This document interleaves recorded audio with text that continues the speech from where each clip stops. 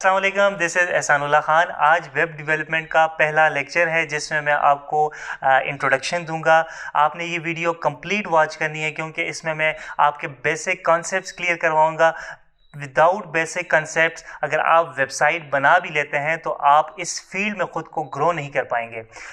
इस वीडियो में कवर करूंगा कि आपने अपनी वेबसाइट की प्लानिंग कैसे करनी है, डोमेन एंड होस्टिंग क्या होता है, how to connect domain with hosting, what is cPanel, most importantly कि वो कौन से पैरामीटर्स हैं जो कि आपने कंसिडर करने होते हैं वाइल परचेजिंग होस्टिंग। इसके अलावा हम देखेंगे कि what is content management system, what is SSL certificate, और इसके अलावा जो मज़ीद बेसिक कॉन्सेप्ट्स हैं वो इसी वीडियो में मैं आपको कवर करूँगा। So let's go to the screen.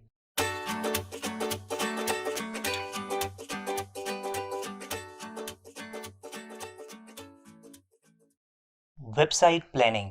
Website बनाने से पहले आपको प्लानिंग करनी है कि आपकी वेबसाइट किस टाइप की होगी। आया आप एजुकेशनल वेबसाइट बना रहे हैं या कॉर्पोरेट वेबसाइट, या आप अपनी पर्सनल वेबसाइट बना रहे हैं। इस चीज़ को आइडेंटिफाई करना नहायत ज़रूरी है क्योंकि वेबसाइट का स्ट्रक्चर वेबसाइट की टाइप के साथ वेरी करता है। इसके बाद आप अपनी वेबसाइट की कैटेगरीज डिफाइन करेंगे कि आपकी वेबसाइट में कितनी कैटेगरीज होंगी। फॉर एग्जांपल अगर मैं टेक्नोलॉजी रिलेटेड वेबसाइट बना रहा हूं तो मैं अपनी वेबसाइट में आर्टिफिशियल इंटेलिजेंस, मोबाइल या इस जैसी एंड्रॉयड, आईफोन एट्सेट्रा जैसी कैटेगरीज रखूँगा। मैं अपनी वेबसाइट में इन 4 कैटेगरीज के बारे में ही बात करूँगा। इसी तरह आपने अपने वेबसाइट का ओवरऑल स्ट्रक्चर डिफाइन करना है कि आपकी वेबसाइट में कौन कौन से पेजेस होंगे, कौन सी कैटेगरीज होंगी, कितनी सब कैटेगरीज होंगी। फॉर एग्जांपल अगर मैं मोबाइल की बात करूं तो मोबाइल में मैं आईफोन और एंड्रॉयड से रिलेटेड सब कैटेगरीज पे बात करूंगा। इसके लिए मैं आपको एक टूल भी सजेस्ट करूंगा, डायनालिस्ट, जिसकी मदद से आप अपनी ओवरऑल वेबसाइट का रोड मैप या स्ट्रक्चर इजीली बना सकते हैं। मैं आपको इस टूल का प्रैक्टिकल डेमो दे देता हूं कि आपने इस डायनालिस्ट टूल को किस तरह अपनी वेबसाइट के स्ट्रक्चर बनाने के लिए इस्तेमाल करना है। सबसे पहले आपने dynalist.io की वेबसाइट पे जाके एक न्यू डॉक्यूमेंट ओपन करना है। फॉर एग्ज़ाम्पल मैं कोई टेक रिलेटेड वेबसाइट बनाना चाह रहा हूँ। लेट्स से मेरी वेबसाइट का नाम है techproducts.com। अब मैंने डिसाइड करना है कि मैंने अपनी वेबसाइट पे कौन कौन से पेजेस इंक्लूड करना है, कौन सी कैटेगरीज एट्सेट्रा। तो लेट्स से मैं एक होम का पेज इंक्लूड करने वाला हूँ। इसी तरह मैं एक मोबाइल की कैटेगरी बनाऊँगा। इसी तरह मैं एक लैपटॉप की कैटेगरी होगी मेरी वेबसाइट पे, और थर्डली एक मैक की कैटेगरी होगी। फाइनली एक टेबलेट की कैटेगरी होगी, और कुछ जो है वो पेजेस भी होंगे।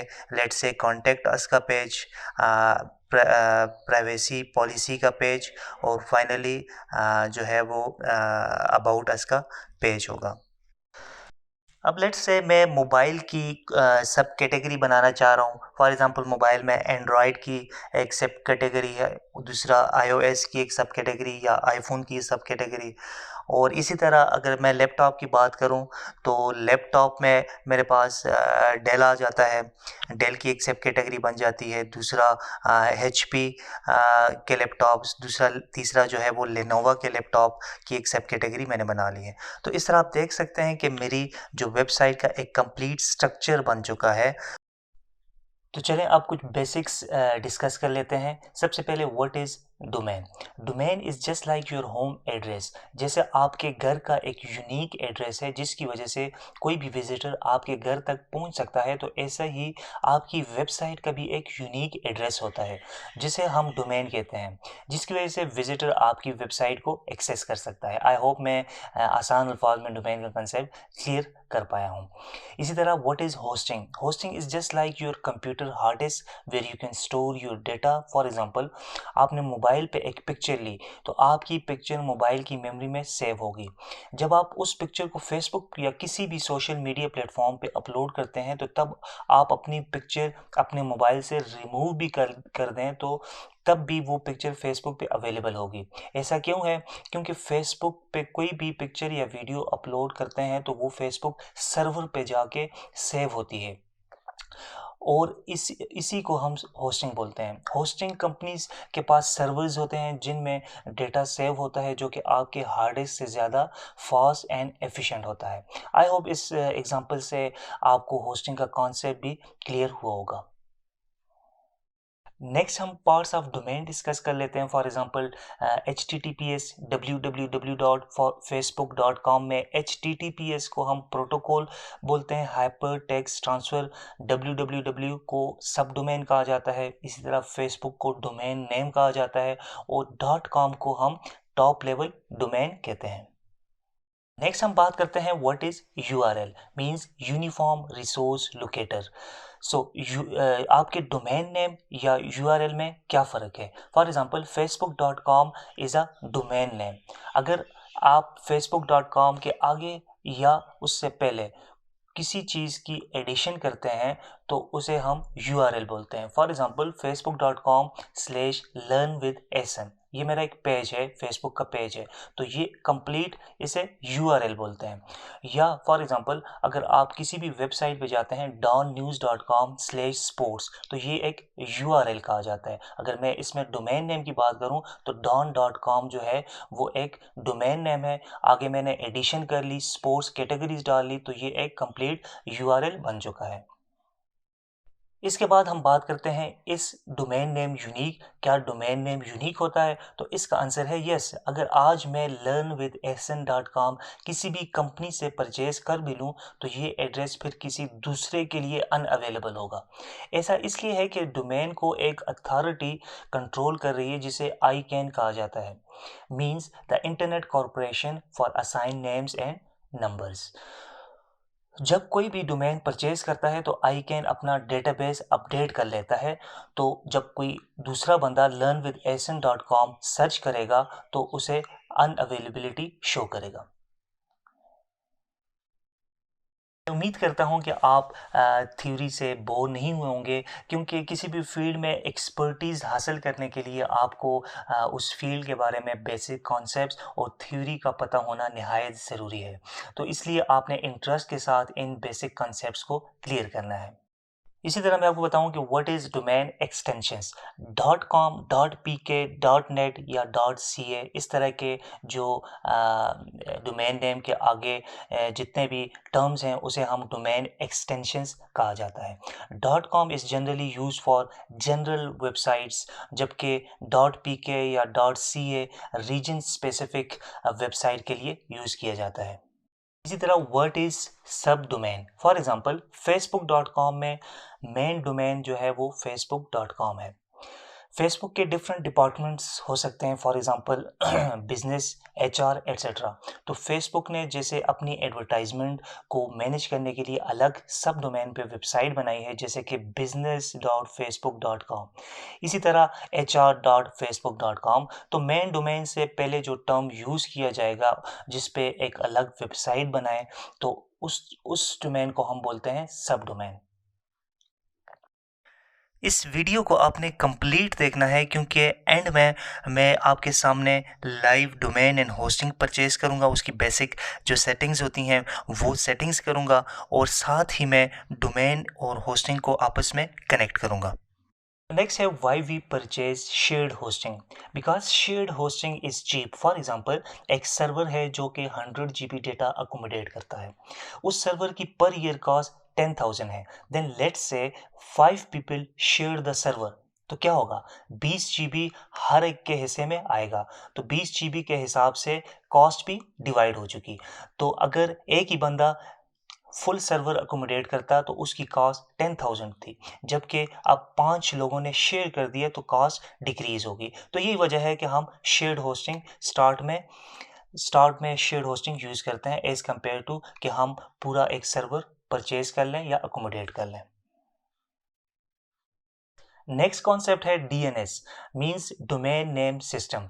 DNS map domain name with IP address, क्योंकि एज अ ह्यूमन हम नंबर्स के बजाय वर्ड्स या नाम को जल्दी याद कर सकते हैं, तो इसलिए DNS का काम है domain name. For example facebook.com को वापस आईपी एड्रेस, क्योंकि facebook.com के बैक एंड पे एक आईपी एड्रेस होगी, तो वो डीएनएस का काम है कि वो आपके डोमेन नेम को वापस आईपी एड्रेस में कन्वर्ट कर देता है ताकि कंप्यूटर के लिए अंडरस्टैंडेबल हो। फॉर एग्जांपल, जैसे आप अपने मोबाइल में फ़ोन नंबर को नाम से सेव करते हैं ताकि इजीली रिमेंबर कर सकें या यूज़र फ्रेंडली हो, तो सेम उसी तरह डीएनएस भी काम करता है। The next concept is what is SSL certificate, means security socket layer। ये आपकी वेबसाइट की सिक्योरिटी को इंश्योर करता है। ऐसे वेबसाइट जहाँ पे ट्रांजैक्शन होती है डेबिट कार्ड की, जैसे ई कॉमर्स की वेबसाइट, उसके लिए SSL इंस्टॉल करना निहायत ज़रूरी है क्योंकि आपके विजिटर की हसास इंफॉर्मेशन होती है। सेकेंडली, गूगल ऐसे वेबसाइट जहाँ पे SSL सर्टिफिकेट इंस्टॉल नहीं होता, तो वहाँ पे क्रोम ब्राउज़र आपके विजिटर को वेबसाइट नॉट सिक्योर्ड का अलर्ट देता है, जो कि आपकी वेबसाइट के इमेज के लिए भी अच्छा नहीं। इसलिए एसएसएल सर्टिफिकेट इज कंपल्सरी। जिन वेबसाइट पे एसएसएल सर्टिफिकेट इंस्टॉल होता है वहाँ HTTPS डोमेन नेम के साथ लिखा होता है, means S stand for security. और जिन वेबसाइट पे एसएसएल सर्टिफिकेट इंस्टॉल नहीं होता तो वो प्रोटोकॉल HTTP जस्ट HTTP आपके डोमेन नेम के साथ होगा, क्योंकि इसमें आपकी वेबसाइट के साथ सिक्योरिटी जो सर्टिफिकेट है वो इंस्टॉल नहीं है, तो S जो है वो प्रेजेंट नहीं होगा। The next concept is cPanel। जब आप होस्टिंग परचेज करते हैं तो होस्टिंग कंपनी आपको cPanel का एक्सेस प्रोवाइड करती है, जो कि एक कंट्रोल पैनल है जहां से आप अपनी होस्टिंग और डोमेन को मैनेज कर सकते हैं। The next concept is what is content management system। CMS website बनाने की टूल है जिसमें हम विदाउट कोडिंग एक प्रोफेशनल किस्म की वेबसाइट बना सकते हैं। आप डिफरेंट टूल यूज़ कर सकते हैं अपनी वेबसाइट बनाने के लिए, जैसे कि WordPress, Shopify, Wix, Drupal, Joomla, Magento. हम जो टूल यूज़ करेंगे अपनी वेबसाइट बनाने के लिए वो है वर्डप्रेस। उसकी रीज़न ये है कि ये मोस्ट पॉपुलर टूल है जिसमें आपकी वेबसाइट की ऑप्टिमाइजेशन बहुत आसानी के साथ हो सकती है। इसके अलावा दूसरी वजह यह है कि वर्डप्रेस की मार्केट शेयर 2021 में 37% है। मींस जितनी भी वेबसाइट आजकल इंटरनेट पे मौजूद हैं उनमें से 37% वेबसाइट वर्डप्रेस पे बनी हुई हैं। अगर टूल्स की बात की जाए तो जितनी भी टूल्स इस टाइम मार्केट में अवेलेबल हैं वेबसाइट बनाने की, उसमें से वर्डप्रेस की परसेंटेज 62% है, जिसका मतलब है इंटरनेट पर जितनी भी website content management system tool पे बनी हुई हैं उनमें से 62% वर्डप्रेस की हैं और बाकी जो हैं वो शॉपिफाई, विक्स, ड्रूपल एटसेट्रा की होंगी। आफ्टर कंप्लीशन ऑफ वर्डप्रेस मैं शॉपिफाई कंटेंट मैनेजमेंट सिस्टम को भी कवर करवाऊंगा, क्योंकि ई कॉमर्स स्टोर के लिए Shopify is one of the best tool, क्योंकि ये बहुत यूज़र फ्रेंडली है, स्पेशली ई कॉमर्स स्टोर के हवाले से। तो वर्डप्रेस के एंड पे मैं शॉपिफाई पे एक कंप्लीट ई कॉमर्स का स्टोर भी बनाना सिखाऊंगा। The next important concept is कि वो कौन से इम्पॉर्टेंट पॉइंट्स हैं जो कि आपने अपने माइंड में रखना है जब आप होस्टिंग परचेज करने वाले हों। नंबर 1, डिस्क स्पेस, मींस कि आया आप 5 GB परचेज करें, 10 GB करें या 20 GB, ये डिपेंड करता है कि आपकी वेबसाइट पे कितना डेटा जाने वाला है। The next concept is website bandwidth। Website bandwidth is data carrying capacity। आपकी वेबसाइट पे जो विजिटर विजिट करता है तो वो डेटा सर्वर से एक्वायर करता है। मींस अगर वो कोई वीडियो देखता है तो डेटा सर्वर से आ रहा है जहाँ पे आपकी वेबसाइट का डेटा पड़ा हुआ है। अब सर्वर से डेटा आने की सलाहियत जितनी ज़्यादा होगी उतना ज़्यादा विजिटर का डेटा सर्वर से आ सकता है, और अगर ये सलाहियत कम होगी तो कुछ विजिटर का डेटा तो आ जाएगा, उसके बाद आपकी वेबसाइट डाउन हो जाएगी। इसकी मिसाल ऐसी है जैसे एक वाइड रोड है और दूसरा नैरो। वाइड रोड से ट्रैफिक ज़्यादा गुजरेगी और नैरो रोड से ट्रैफिक कम। ऐसा ही अगर आप समझते हैं कि आपकी वेबसाइट पे ट्रैफिक ज़्यादा होगी तो आपने बैंडविड्थ ज़्यादा लेनी होगी, और अगर आपकी कोई पर्सनल वेबसाइट है जिसमें इतनी ट्रैफिक एक्सपेक्टेड नहीं है तो आप लो बैंडविड्थ पे भी गुजारा कर लेंगे। फॉर एग्जांपल, कोई न्यूज़ वेबसाइट है जिसमें डेली 1 लाख ट्रैफिक है तो ऐसी वेबसाइट के लिए बैंडविड्थ रिक्वायरमेंट हाई होगी। आई होप मैं ये इंपॉर्टेंट कंसेप्ट आपको समझा पाया हूँ। Number of websites. आपको होस्टिंग परचेज करने से पहले ये भी देखना है कि होस्टिंग पैकेज में आपको कितनी डोमेन होस्ट करने को मिल रही है। फॉर एग्जांपल, एक पैकेज है जिसमें 3 डोमेन्स आप होस्ट कर सकते हैं और पर ईयर कॉस्ट उसकी $20 है, और दूसरा पैकेज है जिसमें आप 10 डोमेन होस्ट कर सकते हैं। अब अगर आपकी ज़रूरत एक या दो डोमेन की है तो आपको पहला पैकेज यानी $20 वाला पैकेज परचेज करना चाहिए। जबकि आप एक सर्विस प्रोवाइडर हैं, आप अपने क्लाइंट्स की वेबसाइट होस्ट करते हैं, तो फिर आपके लिए सेकंड पैकेज जिसमें 10 डोमेन्स आप होस्ट कर सकते हैं वो ज़्यादा फिजिबल रहेगा। लास्टली आप होस्टिंग पैकेज में ये देखेंगे कि आप कितनी ईमेल क्रिएट कर सकते हैं अपने डोमेन नेम की। फॉर एग्जांपल, अगर मेरा डोमेन है learnwithsn.com है, तो मैं अपने डोमेन की कितनी ईमेल्स क्रिएट कर सकता हूँ, जैसे info@learnwithsn.com। यूजुअली नॉर्मली पैकेज में 30 ईमेल्स आप क्रिएट कर सकते हैं, बट अगर आपका कोई क्लाइंट है जो कि ऑर्गेनाइजेशन लेवल पे काम कर रहा है और उसके 100 प्लस एम्प्लॉयज़ हैं, तो आपने फिर ऐसा पैकेज ऑप्ट करना है जिसमें ईमेल क्रिएशन लिमिट जो है वो 100 प्लस की हो। अब हम डिस्कस करेंगे कि हमें होस्टिंग या डोमेन कहाँ से परचेज करना चाहिए। जहाँ तक डोमेन की बात है, वो आप किसी भी कंपनी से बाय कर सकते हैं, चाहे वो द ब्लू होस्ट हो या द नेमचीप, क्योंकि डोमेन कंट्रोल करने वाला इदारा एक ही है जो हम ऑलरेडी डिस्कस कर चुके हैं, आईकैन। ये कंपनीज एज एजेंट के तौर पे काम करती हैं जो कि अपना $1 या $2 का प्रॉफिट रखती हैं। On the other hand, hosting हर एक कंपनी की डिफरेंट है based upon the quality and the speed of the servers. जितनी अच्छी कंपनी की होस्टिंग आप परचेज करेंगे उतनी कॉस्ट ज़्यादा होगी, क्योंकि अच्छी कंपनीज की होस्टिंग में आपकी वेबसाइट की स्पीड बहुत अच्छी होगी। मैं रिकमेंड करूँगा कि आपने कभी भी लोकल होस्टिंग नहीं परचेज करनी, क्योंकि इससे आपकी वेबसाइट की जो स्पीड है वो स्लो हो सकती है और वेबसाइट डाउन होने के भी चांसेस होते हैं। अगर आपका बजट ज़्यादा है तो मैं आपको रिकमेंड करूँगा कि आप क्लाउडवेज, होस्टिंगर, होस्टगेटर और द ब्लू होस्ट जैसी अच्छी कंपनी से आप होस्टिंग परचेज कर सकते हैं। और अगर आपका बजट एवरेज है तो the Namecheap hosting is the best. Currently मेरे सारे डोमेन्स द नेमचीप होस्टिंग पे हैं। फाइनली इस वीडियो का मोस्ट इम्पॉर्टेंट पार्ट जो कि इस लेक्चर में एक वैल्यू ऐड करेगा, वो ये है कि मैं अभी लाइव आपके सामने डोमेन एंड होस्टिंग परचेज करूंगा और साथ सी पैनल का भी विजिट कराऊंगा, और मैं आपको ये सिखाऊंगा कि जब आप डोमेन एंड होस्टिंग परचेज कर लेते हैं तो आपने दोनों को आपस में कनेक्ट कैसे करना है, नेम सर्विस कैसे ऐड करना है, एट्सेट्रा। तो लेट्स स्टार्ट। सबसे पहले आपने the Namecheap main main website पे विजिट करना है। इसके लिए मैं लिंक डिस्क्रिप्शन में दे चुका हूँ और आप डायरेक्ट गूगल से भी आ सकते हैं। अगर आपने जस्ट डोमेन परचेज करना है तो उसके लिए मैं आप फ्रंट पेज से अपना रिक्वायर्ड डोमेन की अवेलेबिलिटी सर्च कर सकते हैं। जैसे कि मैं 4starmove.com मुझे चाहिए, तो मैंने इसकी अवेलेबिलिटी चेक कर ली है, इट्स अवेलेबल, तो आप जस्ट एड टू कार्ट करके पेमेंट को प्रोसीड कर सकते हैं। बट हमारे केस में हम डोमेन एंड होस्टिंग दोनों द नेम चीप से ही बाय करने वाले हैं, तो इसलिए मैं होस्टिंग टैब में जाके शेयर्ड होस्टिंग पे क्लिक करूँगा, जहाँ पे मुझे डिफरेंट किस्म की होस्टिंग प्लान्स मिलेंगी, जैसे कि Stellar plan, Stellar plus and Stellar business के नाम से डिफरेंट फीचर के साथ। अब आप देख सकते हैं कि फर्स्ट पैकेज में 3 वेबसाइट में होस्ट कर सकता हूँ अपनी होस्टिंग के साथ, और 20 GB की डिस्क स्पेस है, और सेकंड प्लान में अनलिमिटेड वेबसाइट्स हैं। तो इसी तरह डिफरेंट प्लान्स हैं, तो क्योंकि मुझे एक या दो वेबसाइट होस्ट करनी है तो मैं फर्स्ट पैकेज के साथ जाऊंगा और आपने जस्ट गेट स्टार्टेड पे क्लिक करना है। अब यहाँ पे ये मुझसे पूछ रहा है कि आपने न्यू डोमेन लेके होस्टिंग के साथ कनेक्ट करना है या आपका कोई पुराना डोमेन है जो आपने इस होस्टिंग के साथ कनेक्ट करना है। मेरे केस में चूंकि न्यू डोमेन परचेस मैं कर रहा हूं, तो मुझे मैं इसी ऑप्शन के साथ जाऊंगा और डोमेन नेम की अवेलेबिलिटी चेक करूंगा, जो मुझे पता है कि 4स्टार मूवर इज़ अवेलेबल। सो ये अवेलेबल है, सो आपने जस्ट कनेक्ट टू होस्टिंग पे क्लिक करना है। अभी होस्टिंग एंड डोमेन का टोटल बिल इसने $28 बना दिया है।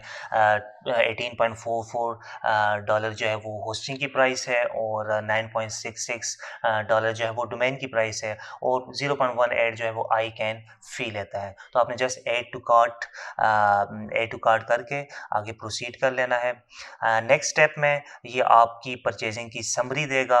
आपने रिन्यूअल जो है वो मैनुअल पे ही रहना है, ऑटो ऑटो इनेबल नहीं करना। और क्योंकि अगर आपने ऑटो इनेबल कर दिया है तो हर साल जो है वो आपके डेबिट कार्ड से पैसे कटेंगे। तो मैं चाहता हूँ कि आप खुद मैनुअल जाके रिन्यू करें। SSL certificate the name chief first year में फ्री देता है, तो हमें दोबारा परचेज करने की ज़रूरत नहीं है। तो आपने इसे लीव करके जस्ट अपना ऑर्डर जो है वो कंफर्म कर देना है। कंफर्म करके हम नेक्स्ट स्टेप में चले जाएंगे।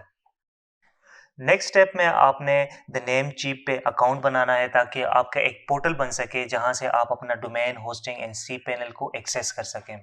सिंपल फॉर्म है, जस्ट आपने user name and password set कर लेना है। जिस तरह मैंने 4 star mover as a user name रख लिया और मैं पासवर्ड सेट कर लूँगा। इसके साथ मोस्ट इम्पॉर्टेंटली आपके पास एक वैलिड ईमेल आईडी होना चाहिए जो आप यहाँ पे पुट कर सकें। और पुट करके आप क्रिएट अकाउंट पे क्लिक करेंगे तो आपका अकाउंट बन जाएगा। नेक्स्ट स्टेप में मज़ीद पर्सनल इन्फॉर्मेशन आपसे मांगेगा, जैसे कि आपका एड्रेस हो गया या आपका कॉन्टैक्ट इन्फॉर्मेशन। आप अपनी कंपनी का नाम लिख सकते हैं, क्योंकि डोमेन आपकी ओनरशिप है तो ये इसके लिए डोमेन रजिस्ट्रेशन के लिए ये चीज़ें पर्सनल इन्फॉर्मेशन रिक्वायर्ड होती हैं। तो जस्ट आपने कंटिन्यू कर लेना है। नेक्स्ट स्टेप में आपकी ऑर्डर की जो समरी है वो आ जाएगी, जिसे आपने वेरीफाई करना है। अगर आपकी पर्सनल इन्फॉर्मेशन में किसी चीज़ की एडिशन की ज़रूरत है तो आप यहाँ इस स्टेप से भी एडिट कर सकते हैं। तो आप ये चेक करके आगे सिंपल आपने कंटिन्यू कर देना है। नेक्स्ट स्टेप में मोस्ट प्रोबेबली आपसे डेबिट कार्ड की इंफॉर्मेशन मांगेगा। यस, आप यहाँ पे अपना कोई भी डेबिट कार्ड या क्रेडिट कार्ड कोई भी आप जो भी आप यूज़ कर सकते हैं वो करके आपने इसमें यहाँ पे डिटेल इंटर कर देनी है ताकि आपकी पेमेंट प्रोसीड हो सके।